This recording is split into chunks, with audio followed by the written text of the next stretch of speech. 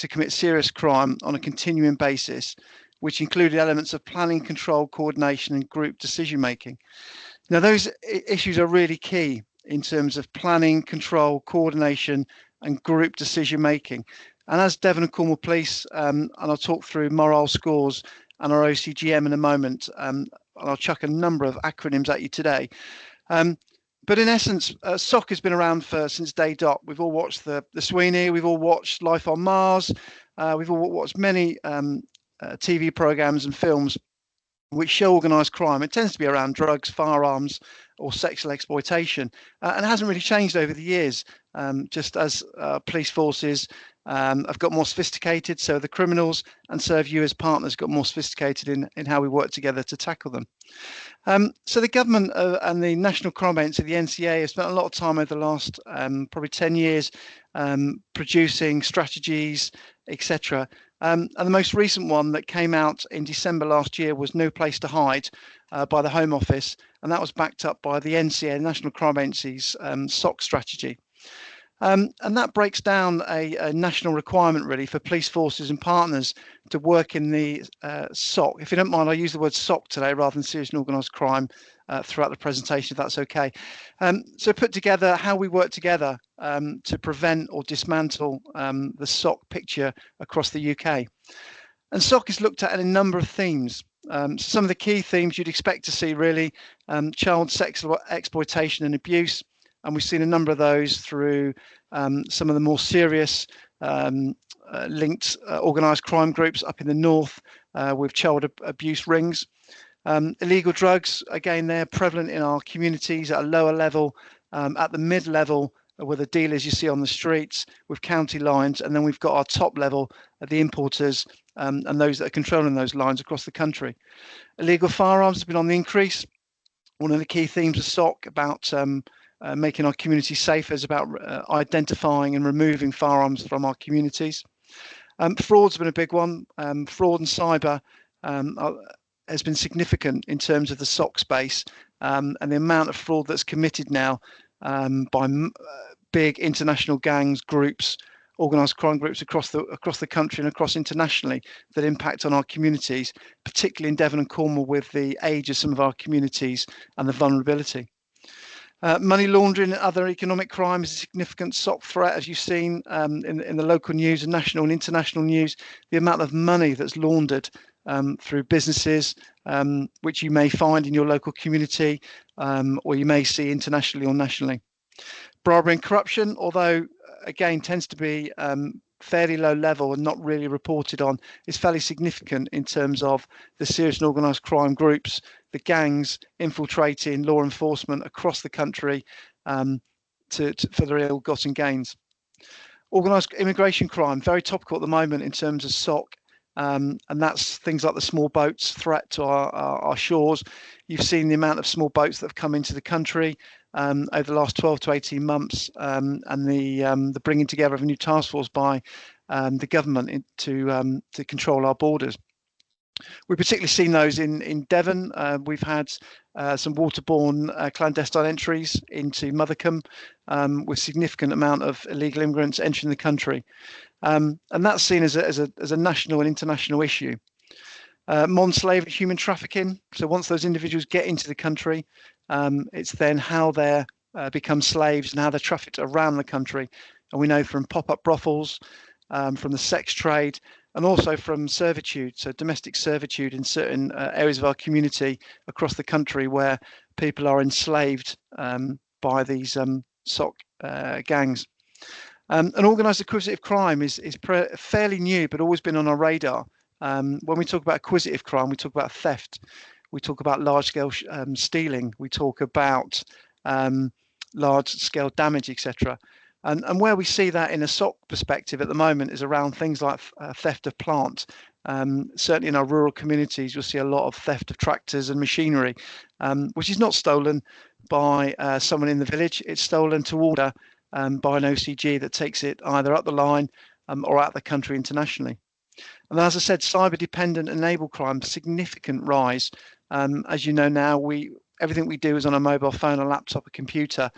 and the opportunities for criminals, potentially international or nationally, to set up boiler houses to commit cybercrime, particularly in some of the vulnerable parts of our community, some of our elderly people. We've all online here, no doubt, received numerous texts from cyber criminals telling us we haven't paid for a DPT parcel, we haven't paid for the postage of a stamp or a parcel we're expecting, or HMRC need our details, etc. All fraudulent. But unfortunately, quite a few in our community fall for that, and it's a huge industry in the SOC space. So how do we deal with that in Devon and Cornwall Police? We've got a serious and organised crime team, and they are responsible for bringing those offenders to justice at the highest level.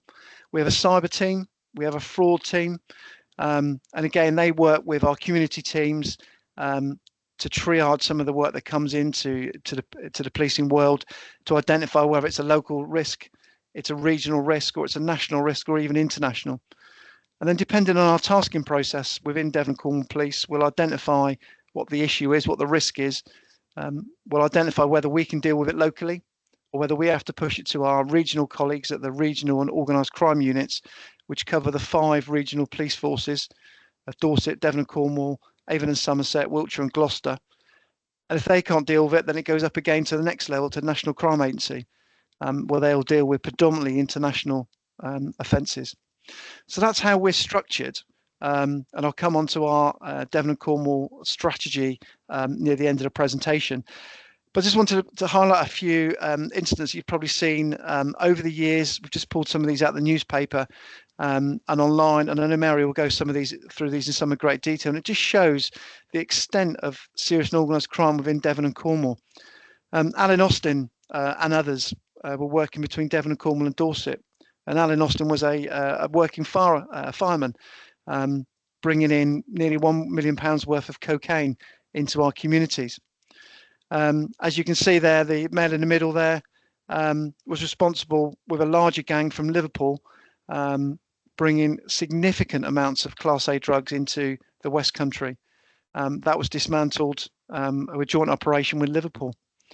Then we look across to Sean Pepperell on the right-hand side, back in nearly 14, 15 years ago, where we utilised some of our undercover, some of our cheers potential to bring that man to justice.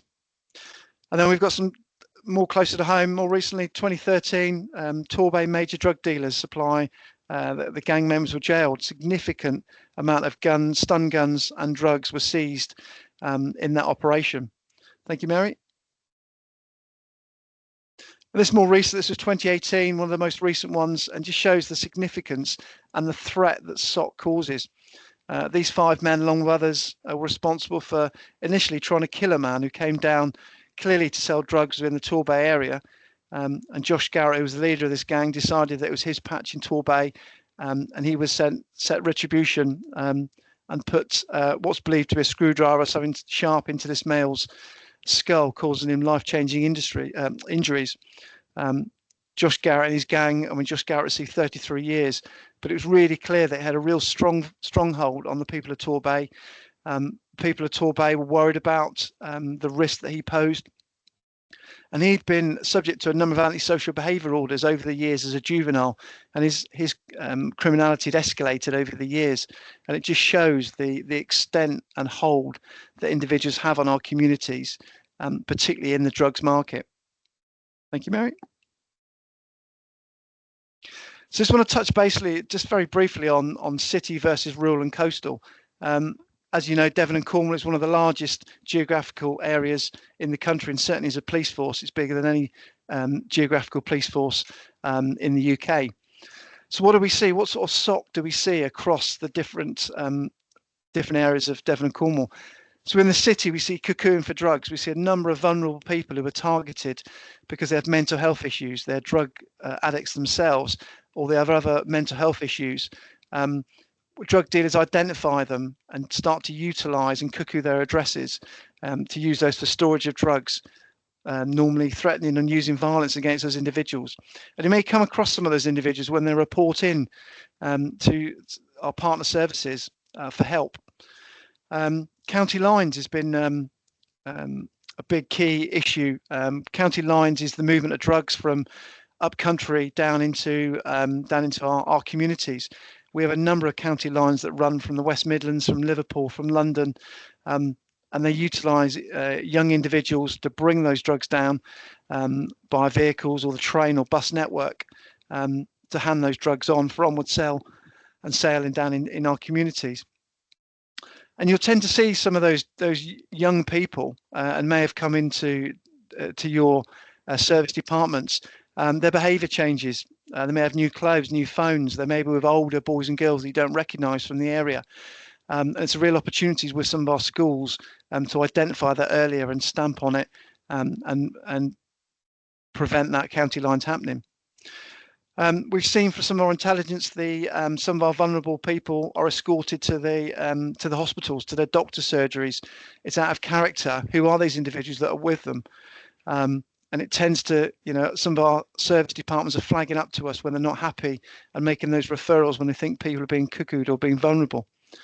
So why do they go with those individuals to our service, departments, NHS, doctors, etc.? Because they want control. They don't want our partners knowing or being told about the vulnerabilities or the cuckooing issues. We know from nail bars and massage parlours, they're a way of moving money through, washing money, but also there's the sex industry and the sexual exploitation of women that are brought into the country through organised immigration crime or human trafficking, and the way they're utilised in those nail bars, etc. Again, modern day slavery, the movement of people across the communities, particularly in our cities, through the nail bars, through massage parlours, and through domestic servitude. Open drug dealing in our communities, in our cities. We've seen that in some of our big cities, Exeter, Torquay, in terms of open drug dealing and the impact that has on our community. Vapes has been a significant issue recently. Synthetic opioids, the use of spice into vapes. And we know from some of the work we've done nationally about the content of what's going into those vapes. And the serious and organised crime and the OCGs that are selling those vapes after putting these horrible chemicals into these vapes, and the impact and those vapes being found at schools. Then we move to rural and coastal. So what we're seeing from a SOC perspective, caravan and plant theft. We've seen a lot of that in our rural and coastal communities. Opportunities for organised criminal gangs to come down and steal machinery that's been used on our road network, like the A30 when it was being redesigned, and some of our farming communities where a lot of their plant is being stolen to order. We see some of the outbuildings, warehouses being used for cannabis sites.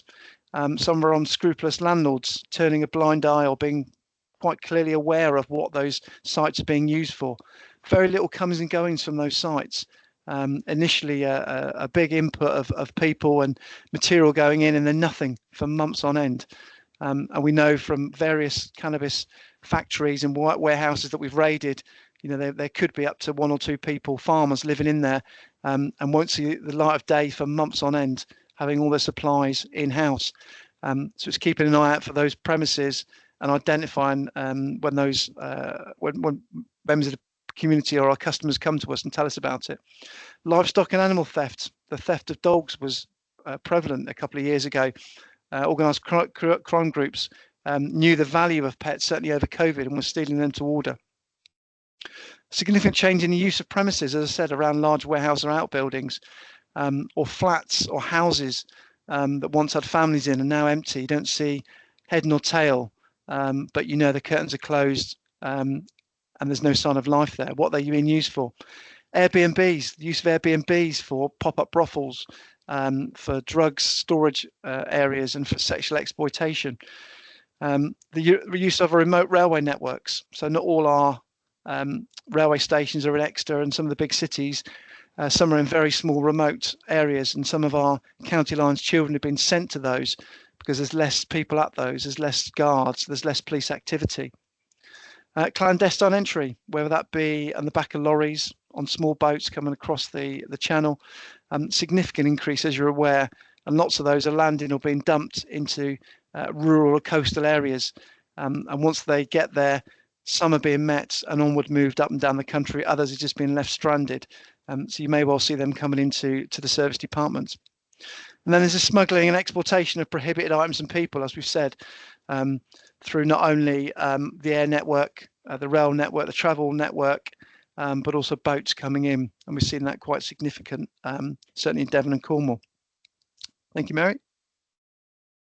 So how do we, so it's a whistle-stop tour, so how do we as Devon and Cornwall tell you as partners what the SOC threat, harm and risk is in our communities? So we produce, which is a national requirement every 6 months, a SOC local profile, which basically is done for Plymouth, Torbay, South Devon, Devon and Cornwall and the Isles of Scilly. And what we do is we look at police data, we look at all the threats that come in, so all our morale scored. That's the management of risk score that we give our threats. So once we ID someone like a drug dealer or a brothel, we will score that, and there's a criteria for it, and that will be league tabled and articulate how we can actually deal with that threat, because we can only deal with so many threats. So we will look at the morale scores, we look at the OCG, what that OCG scores when we put the all the factors together. We will look at all the crimes and incidents that get reported to police. We'll look at all the intelligence that we receive over that 6 months, and then we pull together the SOC local profile. And then we'll send those out to our community safety partnerships across the across Devon and Cornwall, and that's where it's an opportunity for us to share what we think the threat is in our communities. And that's really where it's a really impactful for yourselves as partners to play a part in either rebutting what we see as the threats or assisting us in identifying what the threats really are, and through the submission of intel and those open conversations, changing the rhetoric of what SOC looks like in our communities. So as I said, these are done every 6 months. They come out and they're very detailed.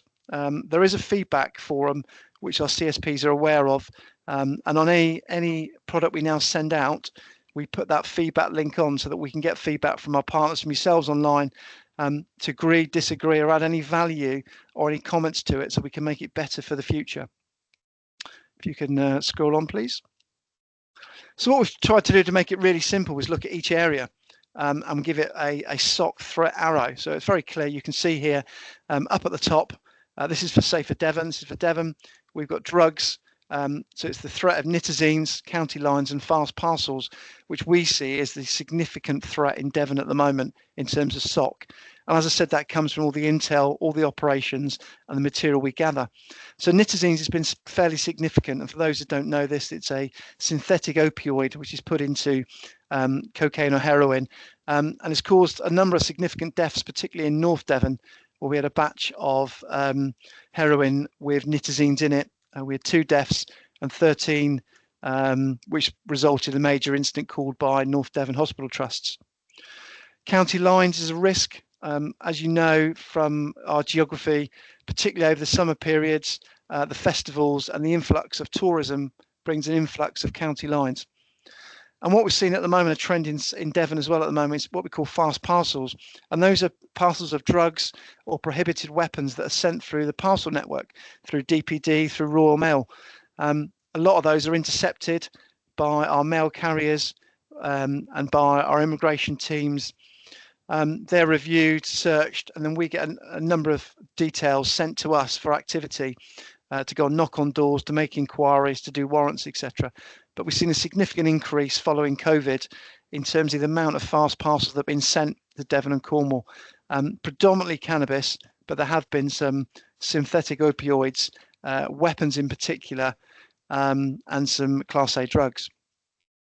In terms of serious organised acquisitive crime, again, we've seen a real increase in Devon in car and caravan thefts. Significant amount of car thefts from burglaries are taking place by organised crime groups within Exeter and the Torquay area, and significant amount of caravan thefts from sites and from lockups. In terms of sexual exploitation, pop-up brothels have been fairly significant in Devon, on the rise over the last 6 months, and we've seen a significant issue around care homes, which stems from some of the exploitation through some of the changes and challenges the government introduced around the immigration status of some of our care providers and those working in the care homes. And then financial, we've seen our fraud OCGs, organised crime groups, increase exponentially since COVID. The opportunity to commit fraud online is significant, and it's been fairly significant and reported as such within Devon area, along with money laundering A significant amount of money has been recovered from individuals and organisations and groups that have been trying to put money through the systems. So this sort of threat map really gives a flavour as to what the police see, and I stress that as what the police see as the threat, harm and risk in terms of Devon, in terms of SOC. Thank you, Mary. So moving forward in terms of how can we work with you as partners, how can we work with you as professionals? So when we identify emerging threats, we will create products, and those products will go out to the CSPs via our partnership superintendents and their teams into our community hubs, really, to ask for you on feedback and to what you see in relation to those issues. So just 3 examples here, really, are urban street gangs. We saw down in Cornwall in particular, in parts of Torbay, there were issues with what was classified as urban street gangs, antisocial behaviour by youth in the area. So we put problem profiles together to try and understand who those children were, and then group them and send it back out again so that we could share that with the partnerships to understand how we could work together to prevent them from getting into criminality and prevent them becoming a Josh Garrett and moving from ASB into violence, into drugs, etc. We've also looked at the knife crime profiles. We've also looked at child sexual exploitation and child sexual abuse and the problem profiles, and they go out. And the profiles we send out are really important because they ask for intel gaps to be filled, and they ask for yourselves as partners to look at those and see if there's any way you can fill those gaps with intelligence or information that you can send back in, so we can paint the picture and take significant operational activity towards it. As you can see there, fast passes is one of our key areas as well at the moment. So you'll be seeing those coming out to your CSPs in the future, and hopefully they'll be filtered down into the local CSPs and into our community forums. Thank you, Mary. So how do we as Devon and Cornwall Police, how do we identify what's important to us, and how we're going to take all the stuff that comes through the door on a daily basis, whether that be intelligence, crime reporting, stuff from other forces, stuff from partner agencies? How do we decide what we're going to do on a daily basis, and how do we decide how we're going to do that on a daily basis dynamically, but also for the short, medium and long term? Well, we've got what we call a force control strategy, which is very similar to, no doubt, all your organisations have got some sort of strategy, which is the way forward for the next couple of years. So every 6 months, we'll review our force control strategy based on the intelligence, information and crime patterns we see, to see whether we're focusing our assets in the right areas. And at the moment, our force control strategy is around 6 key areas. And looking at those now, I don't think any of those will come as a shock to you. Violence against women and girls has been prevalent now and is front and centre as #1 of our key priorities. And that's about focusing on rape and serious sexual offences, domestic abuse and stalking. There's a separate unit that works in Devon and Cornwall who looks at the strategic development, working with partners to see how we can work together to reduce out crime, reduce out serious and organised crime in terms of that space. So whether that be designing out crime in hotspots, Operation Night Eye, or Pub Watch, etc., where we bring together people who've got boots on the ground in various partnerships to come together to help us to reduce the risk to violence to women and girls in our communities. Secondly, is our organised drug supply. Again, it's prevalent in Devon and Cornwall, as it is in all forces, and it sits on majority of the 43 police forces, NCA and the ROCUs in terms of their strategy. And this is, at the moment for us, is about county lines and organised crime groups, reducing those and dismantling those.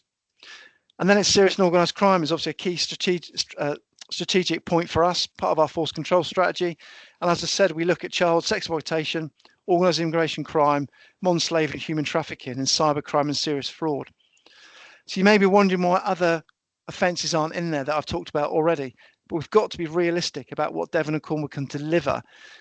So we strip back and look at the highest harm threats in our community and concentrate on those. Child sexual abuse, as you'd expect to be in there. We look at the high volume of CSA offences, and particularly in terms of indecent images of children online, which is prevalent, and the increase since COVID has been significant, with the NCA reporting significant increases on online offending before, during and after COVID, post-COVID. And then it's about safeguarding communities from serious violence and antisocial behaviour. So you'd have seen our community teams now focusing on geographical hotspots in some of our prevalent places and looking at problem individuals and groups. And that goes on to the urban street gangs work that we're doing at the moment. And then road safety. As you're probably aware, you may not be aware that we've got the largest road network in the country in Devon and Cornwall, and we have one of the highest proportion of deaths on our roads. And we look to work really hard on the 5 risk areas to make sure that our assets and our units are in the places, and we work with partners like yourself to design out the risk to certain areas, particularly on some A and B roads across Devon and Cornwall. So that sets a strategy for Devon and Cornwall. And then as me as the lead for serious and organised crime, myself and my colleagues, we will look at our geographical boundaries, we will look at our intelligence, and we will work out through our own tasking processes what we should be concentrating on and how we move our assets around the force and what we decide on. It would be really nice and easy to say that everything that comes through our door we action, we deal with, and you know that's not possible. And you've seen how we've performed over the last couple of years. So we've made decisions around what we can and what we can't action. And our moral schools that I talked about earlier give a really good indication as to where we should be focusing to reduce and dismantle the threat, harm and risk. And you're probably asking, well, how do you measure this? How do you measure your success? Or how do you measure what we've done? Well, we do it through disruptions. Now, disruptions can come from any of our partners into us, and we record those and we send them up to national figures. And they're all about the 4 Ps that Mary's going to very astutely talk about in a moment. But that's how we measure how successful we are, or how and what impact we have on our force control strategy. So that was a bit of a whistle-stop tour, really. I'm going to pass you over to Mary, who is our specialist problem solver and our SOC lead specialist problem solver. Please, if you've got any questions for me, please put them in the sidebar and we can deal with those at the end. And I'll hand you over to Mary. Thank you, Mary. Thanks very much, Ben. Hi, everybody. As I say, I'm a specialist problem solver supporting Ben, Glenn and Ian, who you'll hear from in a minute. This is just a bit of the how we actually put everything that Ben's talked about, how we focus it in on organised criminality. It will hopefully not bore you to death, because it is about the sort of like how we set up partnerships and 4P plans, how we organise around that threat. So 4Ps in place. So in tackling serious and organised crime, we need to collaborate across the 4Ps to mobilise, organise and account for the activity against the threat in a place. And the Home Office are very keen on a new, consistent, coherent and connected approach. And they've put some guidance out to policing to sort of enjoin us to work with our partners in a much better way, two-way conversations around the threats.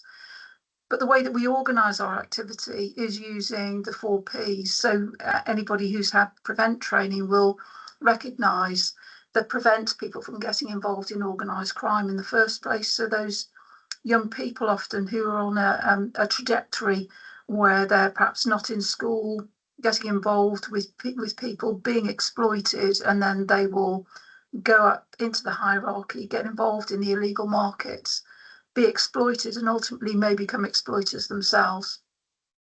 Pursue is very much an enforcement function that the police you're very familiar with the police doing, but it's not just the police who pursue. So we could have trading standards, fire, immigration enforcement, border force, and we work together using the legislation that we've got to enforce against organised criminality.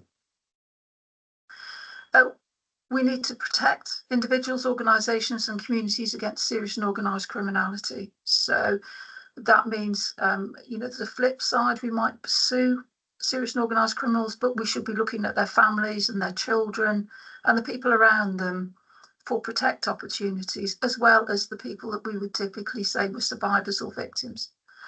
And the prepare bit is for when serious and organised crime occurs and mitigate its impact. That means are our systems working well? So the profiles that Ben's talked about are a perfect example of prepare activity. This session today is prepare activity. It's raising awareness of what serious and organised crime is and how we can work better together and encourage those relationships that are necessary. So 4P plans enable the police and partner leads tackling the threat to balance 4P activity to address the threat. Excuse me. We need to avoid the skew to pursue. In the past, dealing with serious and organised crime has just been about tackling offenders, getting them to the court, getting them into prison, and then we move on to the next organised crime group. We know that doesn't work. It's just a cycle of offending. We move one lot of offenders into prison. There's no real rehabilitation in prison. Prison itself is a hotbed of organised crime and preparation for further jobs. And so what we need to do is be looking at preventing, at protecting and preparing the system. So it's 4P plans enable a balanced set of activity across the system. And we need to distribute and coordinate leadership, ownership and activity across the system using 4P plans. It's not just for the police, as Ben said, to be dealing with this. There are areas where yourselves will be leading community safety partnerships, NHS, we've got the Red Thread in London, who are doing great work on protect and prevent when young people are involved in gang crime and they end up in accident and emergency. There is a service that will go out to those young people in the hospital setting and engage with them and hopefully deflect them out of the path of gangs and organised criminality. And that is not necessarily sort of police business. Police are connected, but this is not a landscape for police to dominate. This is a collaborative landscape. And so we would encourage everybody to work together. We use 4P plans to account for the activity against the agreed objectives. Like Ben has said, we've got the control strategy. You will also have your own organisational aims and objectives. We need to be able to keep track of the scarce resource that you are and find out whether what we're doing is actually working. We need to keep track of those. 4P plans help us do that. And 4P plans are sort of an organisational memory bank. They enable us to capture 4P activity and decide what works and what doesn't work. So perhaps a little bit dry, but constructing a 4P plan. Some of you will have been involved in creating a 4P plan with police colleagues for a particular threat. And we like to use the SARA model, scan, analyse, respond, assess, so that we have a really good evidence-based understanding of what that threat in that place is. We can use the logic model, and we use Teams as well for collaboration. So often we'll guest people on who've got a gov.uk email address into our Teams environment so that we can collaborate on a plan. Sometimes we use lists to do a 4P plan, that's an example there. Or we use our South West Regional Organised Crime Unit colleagues have developed a 4P plan template, which is really good, and we'll use that for just documenting who's doing what under the 4P headings to tackle a particular organised crime threat. By the way, when you get this slide pack, the links are active, so you'll be able to hit the links and go to the reading and extra sort of websites behind it. So constructing a 4P plan is particularly pivotal to gather the place and threat data, and that's from the community, demographic data, qual and quant data. We need to build the picture relevant to the threat to inform the content of the 4P plan and its objectives. So this is an example from Falmouth where we did a plan. So the CSP provided the Know Your Area data from Falmouth.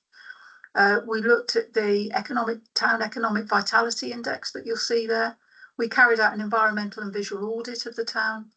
And we also used 3D mapping from our mapping service. And those yellow dots in that diagram on the right there, or that visual on the right, they're the light sheds for street lighting in Falmouth, because we have dark spaces where we were concerned about violence against women and girls and the risk that was attached. So we get as much data that is as relevant to the problem. We try and get partner data as well to make that complete picture. And that was another, we used drone footage and overlaid ordnance survey mapping data so that we could see where our licensed premises were in Falmouth, which was part of the evening and nighttime economy problem that we were dealing with. So constructing a 4P plan, we use the SOP local profiles that Ben has already described. We look at what works and the SOP menu of tactics. That's an open source document. You'll be able to have a look at that.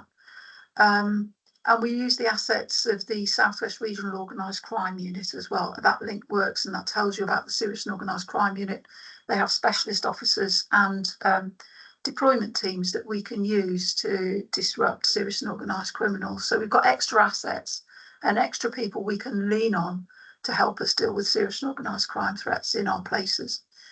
The LGA Serious and Organised Crime document is really useful. It's a bit old, it's 2015, we're awaiting a new version. We've got lead responsible officer guidance, and our lead responsible officers, our often inspectors, use that as a guide to help them set up with a 4P plan and guide them on the activities and the way to collaborate, structure. The Disrupting Serious and Organised Crime menu of tactics, the black and orange open source document there, is very interesting around something called vectors of enforcement. So it's that Al Capone approach. Okay, we've got a threat in our community. How can we tackle that threat? It's not just about looking for if we suspect them of drug dealing. Actually, what businesses are they involved in? Are they running licensed premises? Are they running a taxi firm? Are they laundering money? So we look at all their points of vulnerability and tackle them in a holistic way together. And that involves enforcement from our partners and police. You know, Food Standards Agency is a really good example where we've got fast food, cash businesses involved in organised criminality. Police Foundation, really good. Youth Endowment Fund Toolkit, which I'm sure you'll all be very familiar with. So all of these documents, we try and take an evidence-based approach.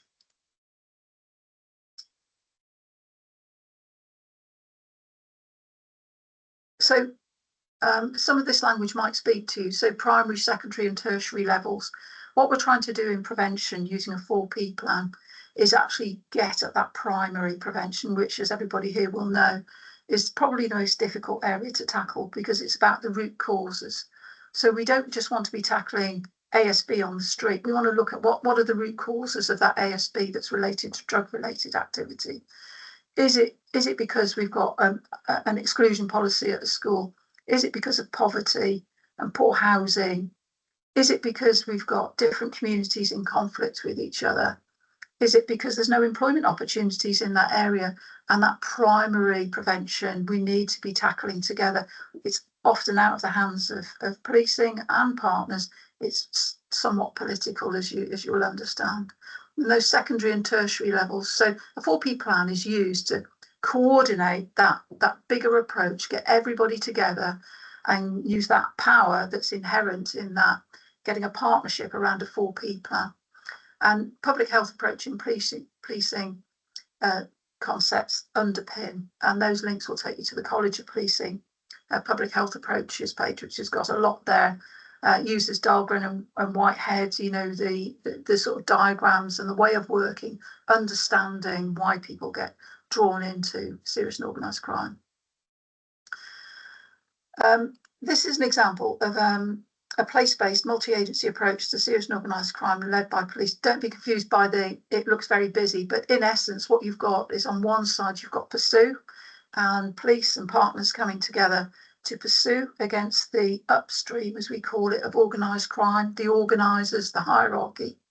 And then on the left-hand side there, we've got police and partners working together in the place to look at prevention opportunity, protect opportunity, and prepare opportunity for us to make sure that the system is working well in a place so that we can tackle the threats. This sort of process enables a population and individual level focus.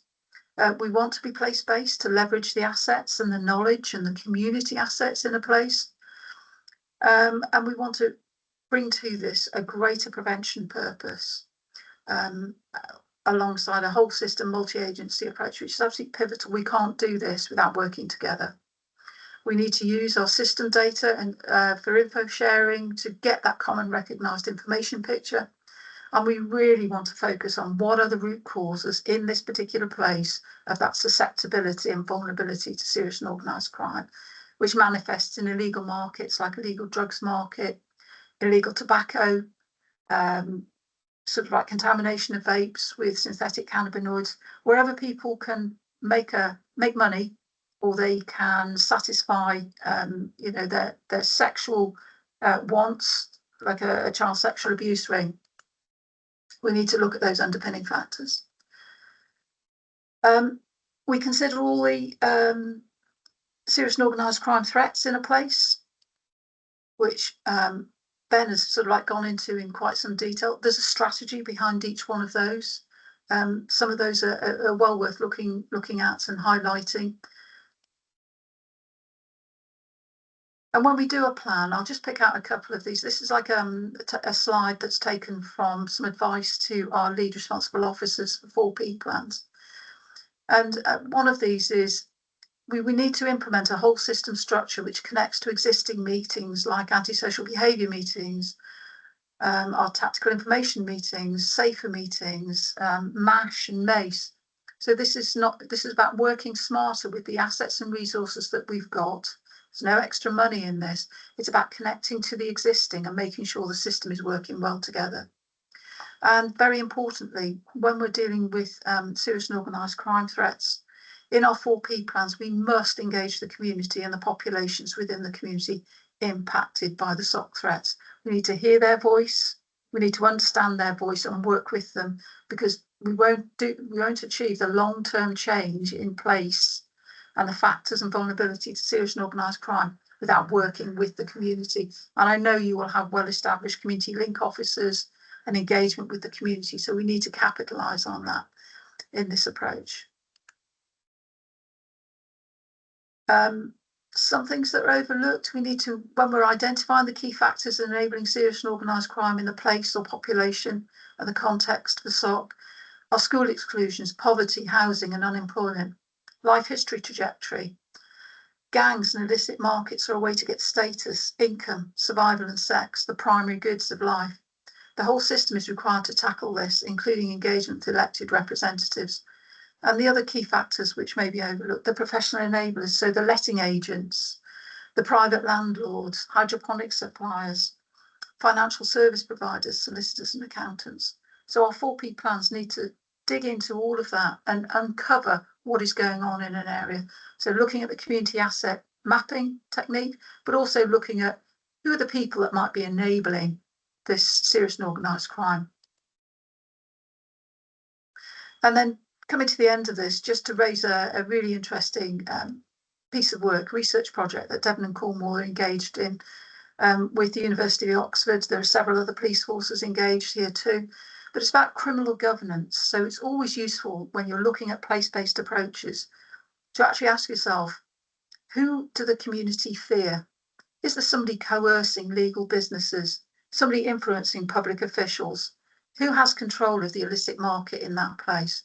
Who plays a role in community activities who may also be criminal? Typically, gyms are often targeted by organised crime groups as a means to launder money, to recruit lower level drug runners and people who might be useful to the organisation, like enforcers. So if you pick up that link, the iGov project goes into a lot more detail with some great reading on criminal governance. And if you've got an organised crime group in a place that we're trying to tackle with a 4P plan, and they exert fear in the community, they are coercing those legal businesses and they are influencing public officials to do control the illicit market, often by violence, and they play a role in community activities. They're insidious, often they're familial, and they will take real effort over time to disentangle them from the community. And we can only do that by working together. I won't go into, I know time's running on now, so I will just, these are some of the examples that Ben has gone over, but I really just wanted to pick out here where this organised criminality takes place. So Exeter, Plymouth in the southwest, alongside Spain and Monte Carlo. You know, this is widespread, but they use things like the car parks at RD&E, service stations, parks, to actually as locations and places where they're actually carrying out this organised criminality. How do they do it? The exploitation of vulnerable people. They aggressively market their products. They kidnap. They use violence, cuckooing. Clough used his mum to transport him around, and he had handguns with him.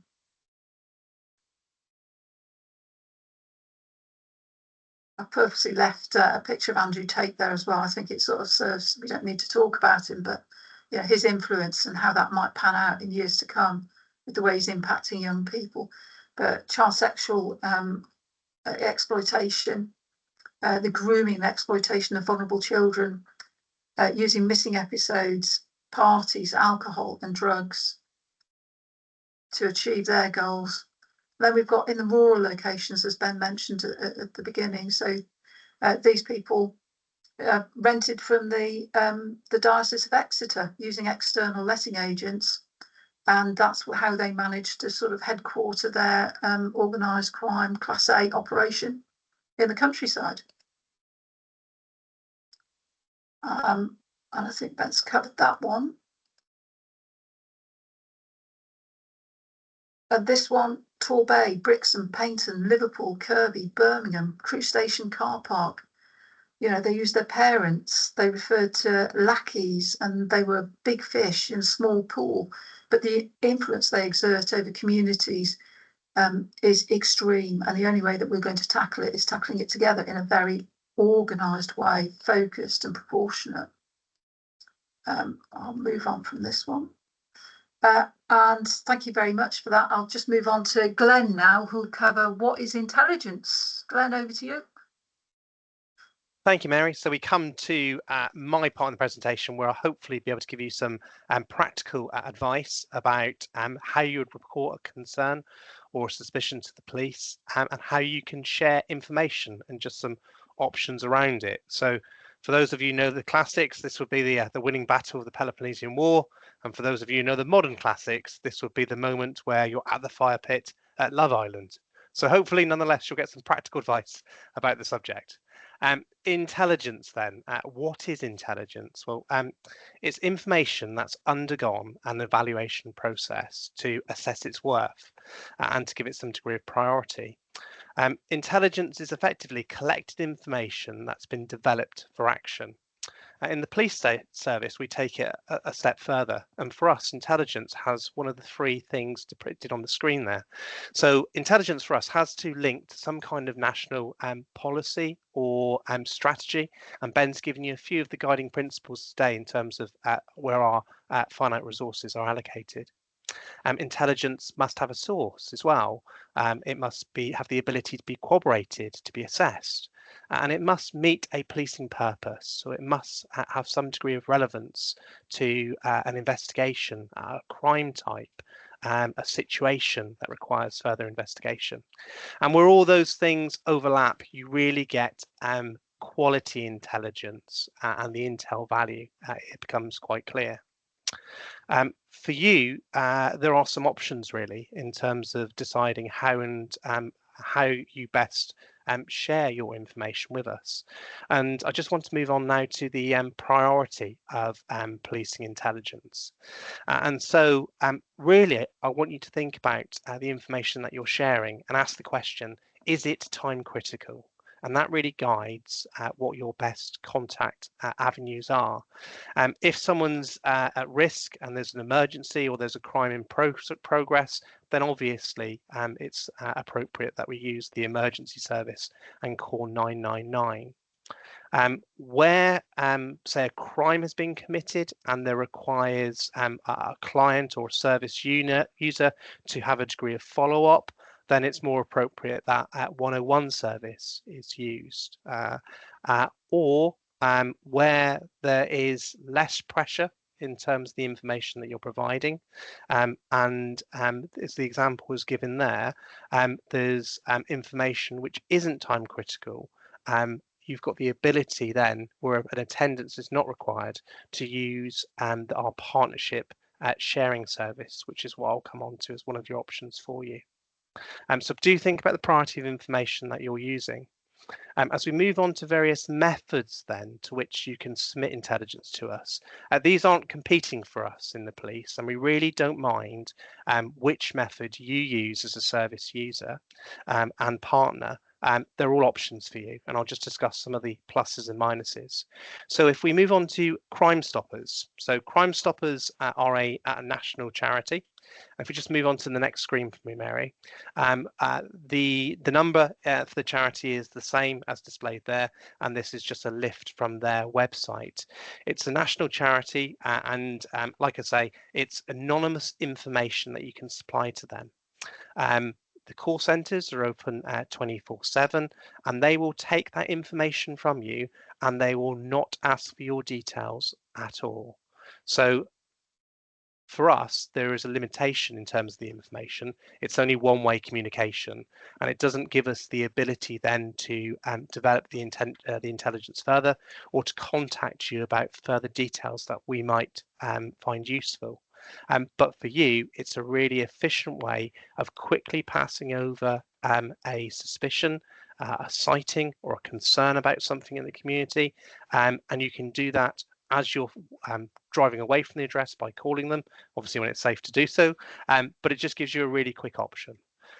There's the option of their online form as well on their website, and again those details get passed to us as information which we then process into intelligence for use by us. Crime Stoppers also operates a bespoke service called Felis, and we'll just move that onto the next slide.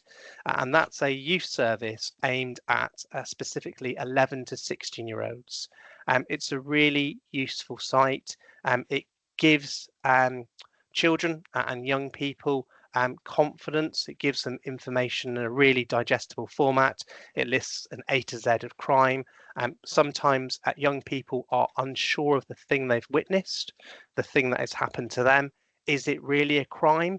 And the A to Z of crime helps them confirm in their own mind whether they've been a victim or not, and supports further decision making and reporting on the system itself.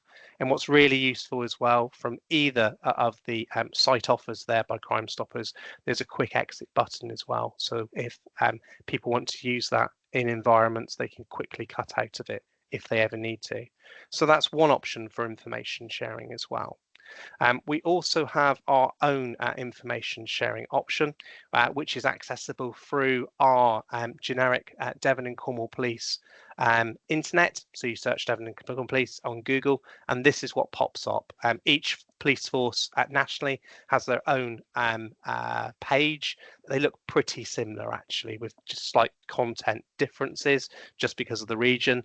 But if you scroll down on that page then to the next slide, you'll see at the very bottom there, with a high-tech highlighted solution, as you can see by me, is I've circled partnership services.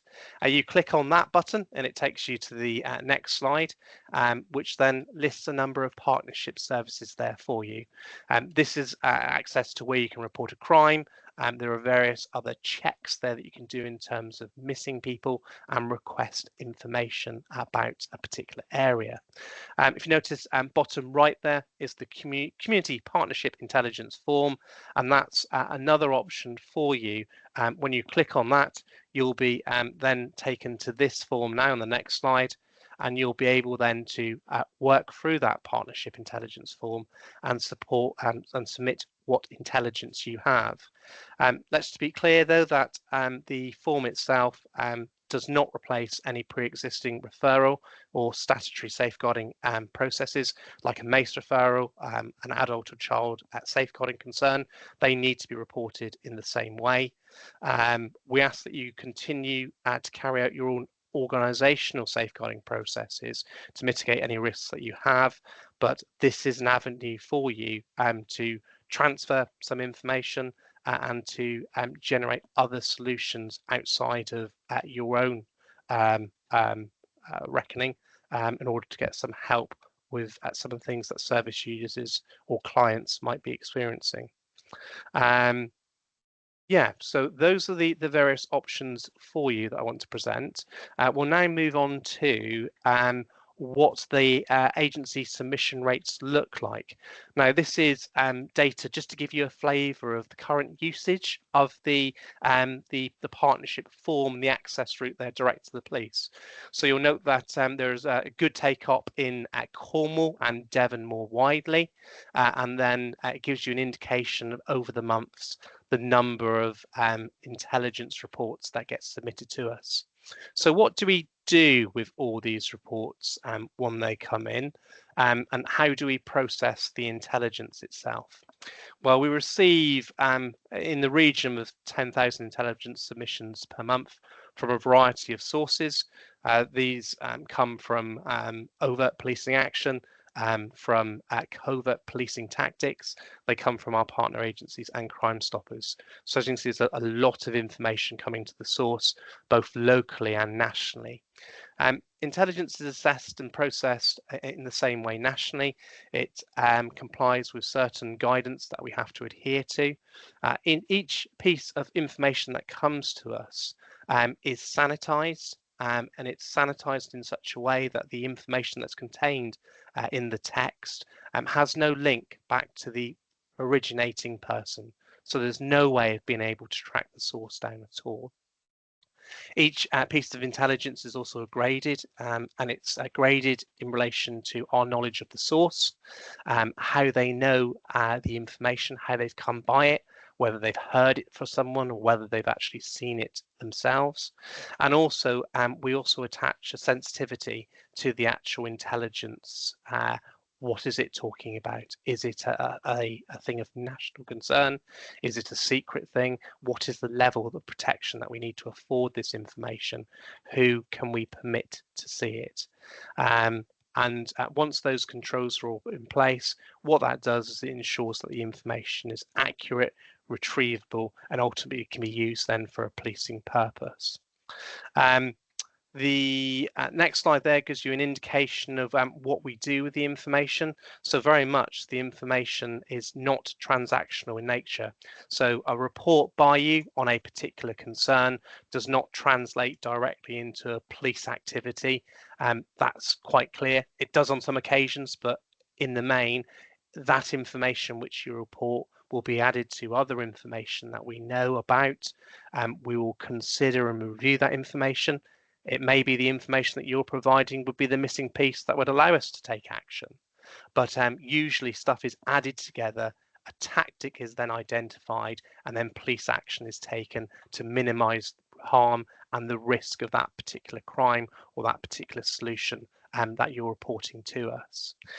The intelligence cycle gives you an idea that when we get intelligence, it's not a one-stop shop, and those products that Ben spoke about at the very start, the SOC local profiles, they clearly state what our intelligence gaps are and what our intelligence requirement is, so that we can understand communities and offenders better, and so that we can put better plans in place then to counteract their activities and their unlawful gains. So that's what I wanted to talk to you today about. It gives you an idea of what the routes for reporting information are for you. Please, when you're reporting information, do the best you can. Remember the principles of 5WH, just so it should be able to be understood in its entirety without the need for further reference. Please also do what you can to corroborate the information that you have, maybe by examining or doing some research on your own departmental or organisational systems to confirm that a person lives at a place or that the information they are giving is correct as it can be. All that's real gold dust stuff for us and really makes our processing of the intelligence a far easier and efficient job. There are some links there as well for some of the sites that I've covered today and some further information that will come out to you at the end of this presentation. I'll pass over now to Inspector Ian Stevens, who will talk to you about exploitation and the like. Thank you.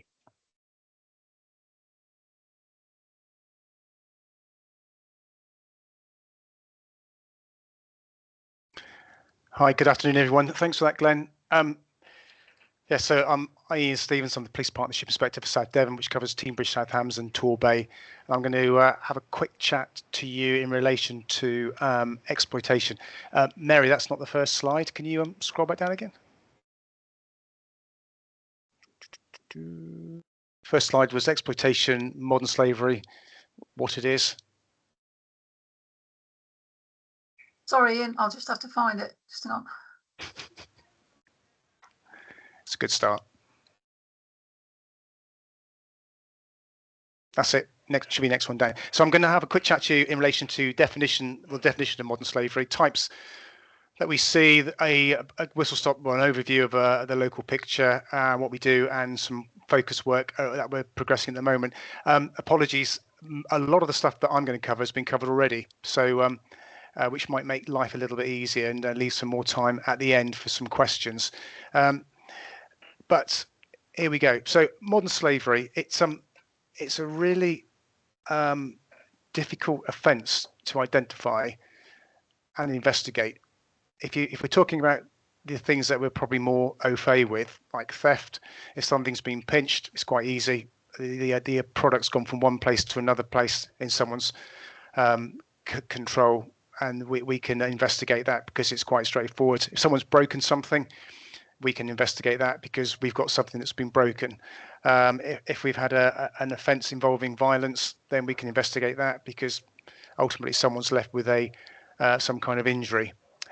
What we're dealing with exploitation is really quite subtle, often flies under the radar, but we all have those moments in time when we come across something or someone tells us something and the hairs at the back of your neck start to stand up. And I would suggest that that's the point that you either need to talk to someone or report it to us and allow us to do our research and based on what Glenn's talked about as well, do our research and put our packages together to follow up. Essentially, modern slavery is when an individual is exploited by others, and that could be anyone, for personal gain or commercial gain. It's whether they're tricked, coerced or forced and they lose their freedom. So in a lot of the situations that we see nationally, and there's been some high profile cases through the national media, we've had individuals who have lost their freedom. They've been locked away, forced to work in appalling conditions. We also and essentially they know that they're in that situation, but feel powerless to take steps to remove themselves from those situations. But we've also seen instances where people have been tricked and coerced into doing things where actually they don't see themselves as victims and see this as the normal pace of life. Again, we rely on members of the public, our partners, to identify things, and it's normally that's not right, or that situation's not quite right. What do I do about it? And it's those moments when I would ask that you contact us, submit the information through our portal, or if it's time critical, as Glenn's highlighted, then give us a ring, because sometimes people do stumble across situations or see situations where things don't feel quite right, and that's the time to give us a ring. The key to identifying modern slavery is whether we can demonstrate that person is under some form of control and direction.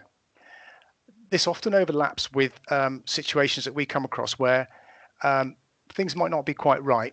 However, by our research and investigation and attendance to speak to people, we can often identify whether this is an incident of modern slavery or whether this is just poor business practice. So the example there is a person working for a company expected to work long hours than normal, so reducing the hourly rate. This could be poor business practice. If it's consistently done over a long period, it could still be poor business practice, but could be verging on modern slavery. The key thing for us and what our teams look for when they go into businesses or into addresses or locations to speak to individuals is around what is done to curtail their freedom of movement. That could be the removal of their passport or any identification papers that would allow their freedom of movement, so they could leave the working environment or the environment they're in at that moment in time and go somewhere else. It could be that money is being paid into an account that they don't have control over, and they are then given a small percentage of that over a certain period of time. often the people who are exploiting vulnerable individuals will say, well, you're not in a position to be able to manage your own money. I need to do this to make sure that you don't spend it all at once. Again, there may be justifiable reasons behind that, but often that's a case for us to make those inquiries, to speak to the individuals concerned, and just to really start digging, just to work out, is this person being exploited?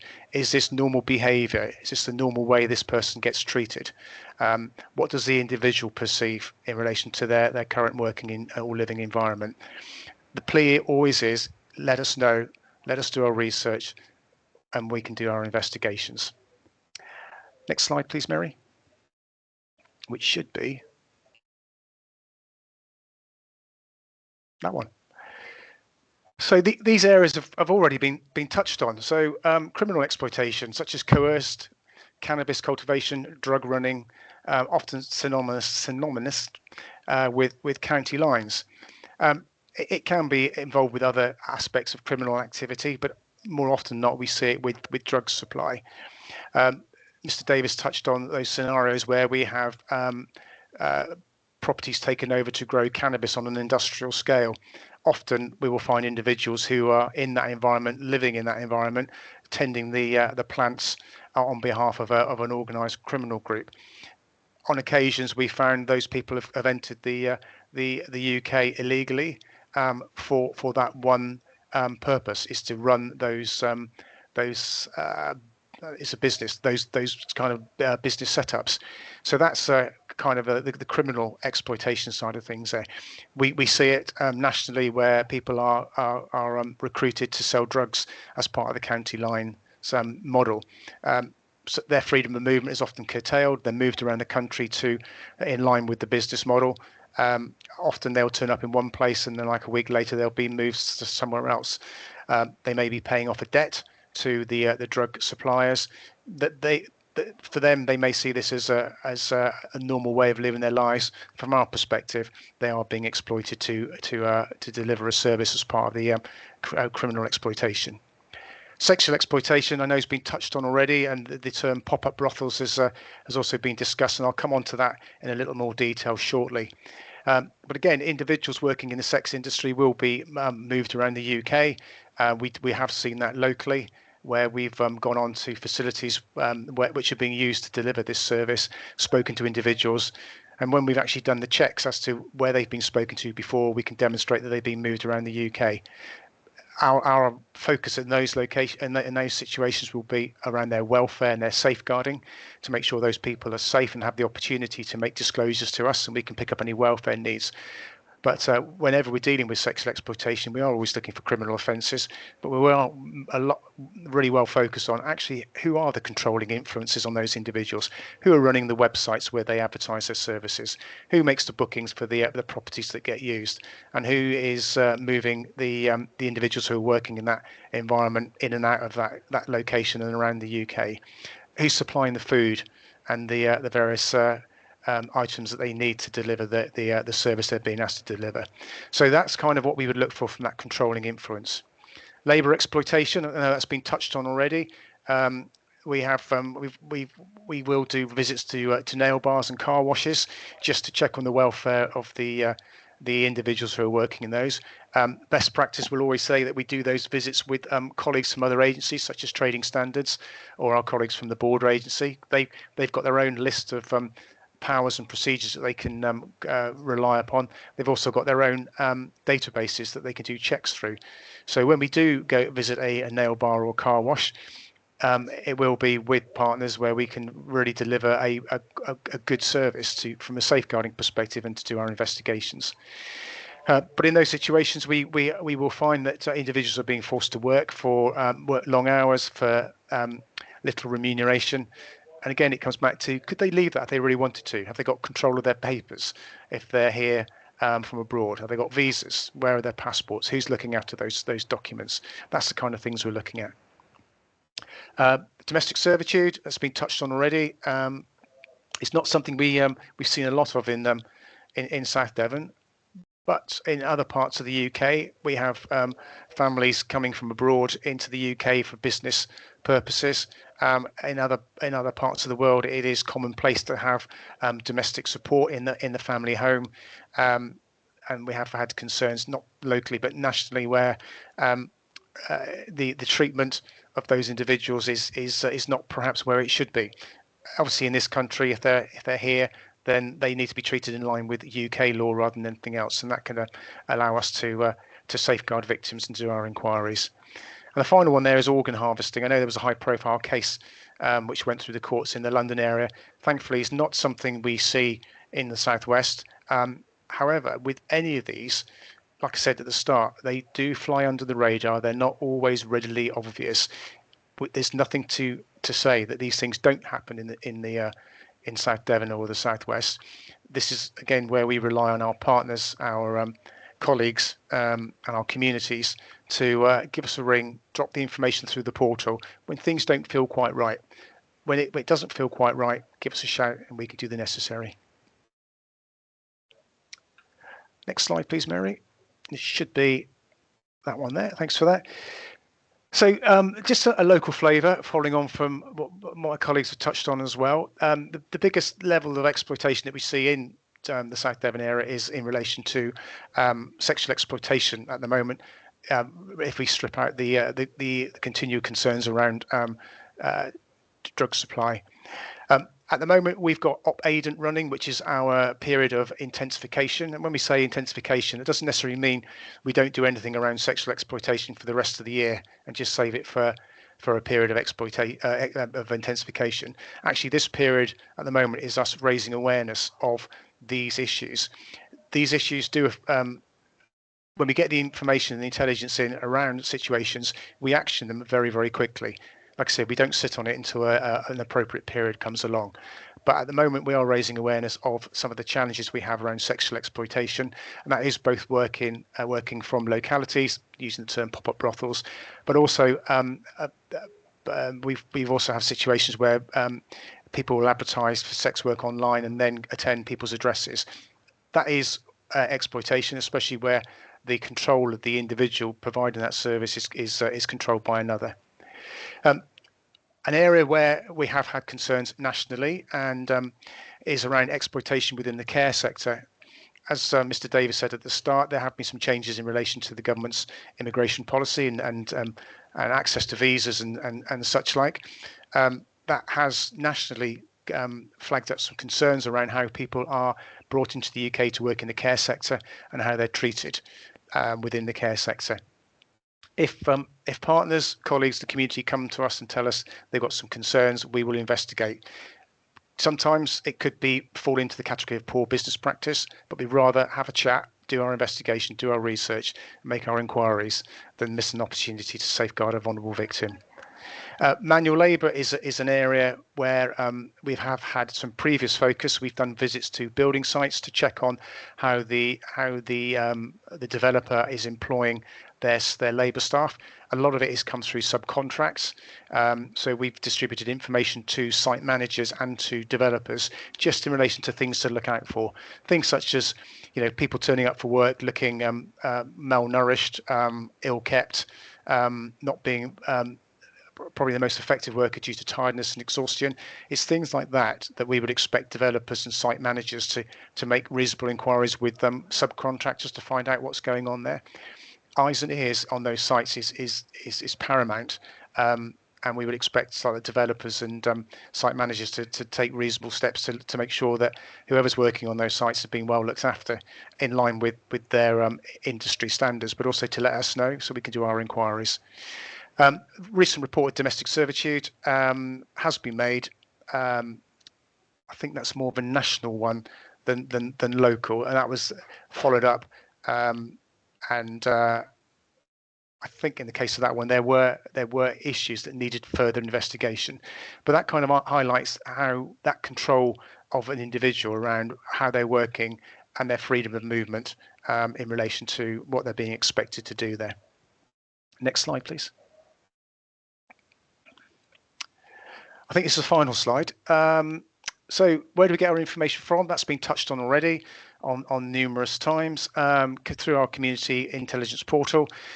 We also react to the national referral mechanism, which is a report made to the Home Office through the single competent authority, and that report is then sent out to forces to investigate. We get those sent to us on a regular basis through through our national portal at headquarters, and it then comes down to a local CID officer or a local team to investigate. That is often on the back of information from partner agencies. If you want any more information in relation to national referral mechanism, then drop me a line and I can assist around that. But on the back of that, we do generate a modern slavery crime which is investigated. That would require us to speak to the subject that's been identified. We do that often on the multi-agency perspective with other agencies with their own suite of powers. But we also do it very, very subtly. So it's not always a uniform officer knocking on the door of an address, going in there, excuse me, and asking, is anyone being exploited? Like I said at the start, there are subtleties there that we will need to dig around with an individual. They may not see themselves as a victim of exploitation, but with our inquiries and our research and knowledge, we may prove that they are.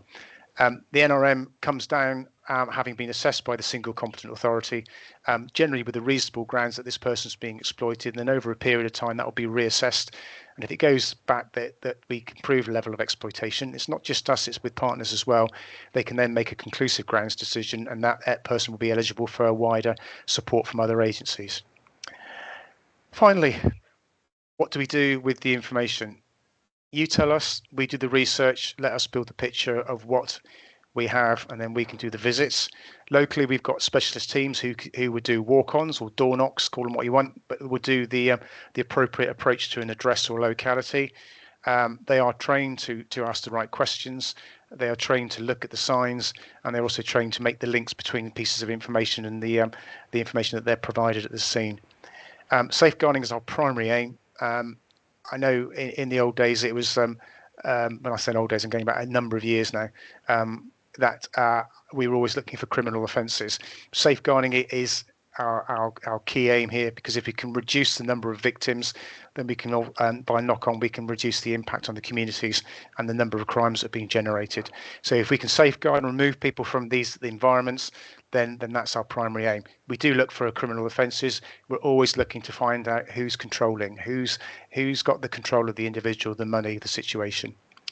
And I've touched on, we raise awareness of themes of focused work. Like I said, at the moment, we're in Op Agent, which is around sexual exploitation. Next slide, please, Mary. This is the last one. Oh no, it might be the other one, Mary. One with the Op Agent pop-up brothels.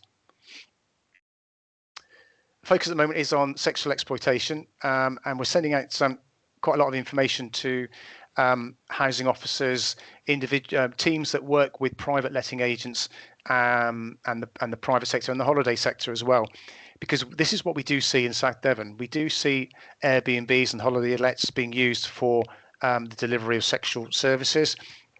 Short-term lets are ripe for this sort of thing. It's not just a South Devon model, it's done nationally, but we have seen this sort of situation in South Devon. Often we only find out after a number of days or a couple of weeks, where the neighbours start phoning us up to say number 23 has been empty for months, yet now it's busy day in, day out. Lots of people turning up, coming and going, lots of antisocial behaviour in the street, a certain amount of litter being left behind, and we've got some concerns. That's sometimes when we find out. But by raising awareness of the signs and symptoms, I've listed them there. So often we have where multiple women are staying under one roof. Occupants may not be the people who initially booked the property, so that's something for letting agents to understand, because they've got a duty of care to those properties. Different men calling their properties day and night, only staying for a short period of time. In those situations, that'll be quite obvious to the local community. Properties where all of a sudden the windows are blacked out or the curtains are constantly closed. Sudden increase in residential waste is a good one. We all know which properties are empty in our street because you don't see the bins go out, and all of a sudden bins go out and they're overflowing.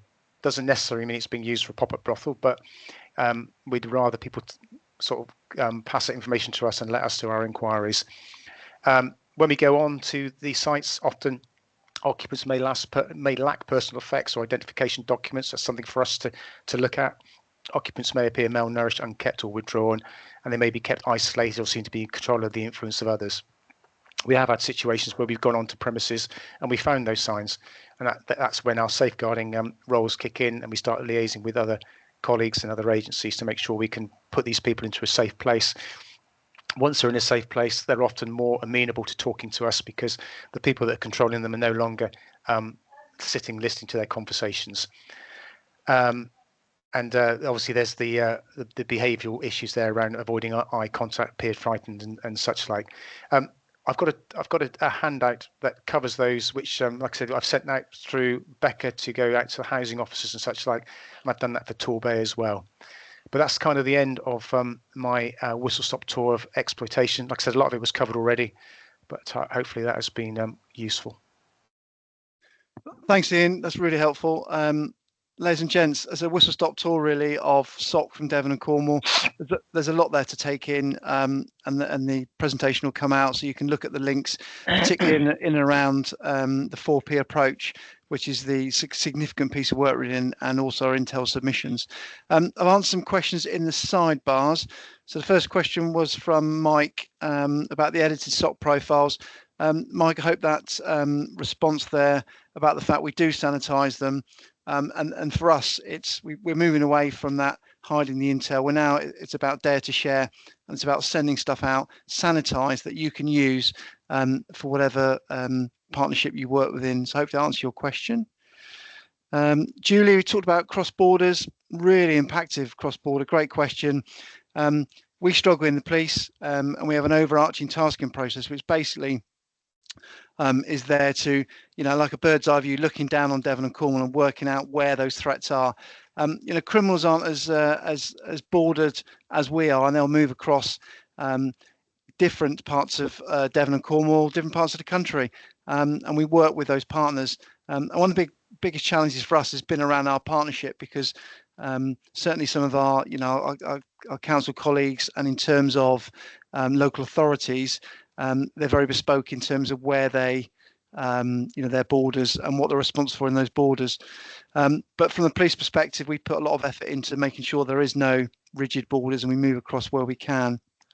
Mark asked about 3D printing. Yeah, Mark, we've seen an increase nationally, but nothing Devon and Cornwall at the moment. The National Crime Agency look at the national picture and emerging threats around AI, which I know Shanice asked in a later question, and also 3D printing. We've certainly not seen that locally, but I know there's been an increase in nationally. And then Shanice's question around AI. Yeah, we have seen an issue, particularly around cyber and fraud, and online offences against children on the online space. And again, that's overseen by National Crime Agency. And they do report into us, but again, a lot of this depends on what's reported back into the engine, really, isn't it? Either police, National Crime Agency, etc., to understand what that threat looks like. So I think, is there any other questions, please, from anyone on the floor? No hands at the moment. Ladies and gents, it was a whistle-stop tour. I think we've managed to get in with a couple of minutes to spare. Firstly, thank you to Claire, Becca, and you all really for inviting us today. I hope it's been useful. You'll have mine, Ian's, Mary and Glenn's contact details in the presentation that gets sent out. Please drop us a line if you want some clarity on something, or if we can help. And for us, it's really about breaking down the myth of SOC and making it a whole-placed approach where we can all work together, submit the intel, and brilliant for you to submit some feedback to us for some of the products that come out, so that we can make a difference to our communities. Thank you very much. Claire, it's back to you. Thank you, Ben. Thanks for this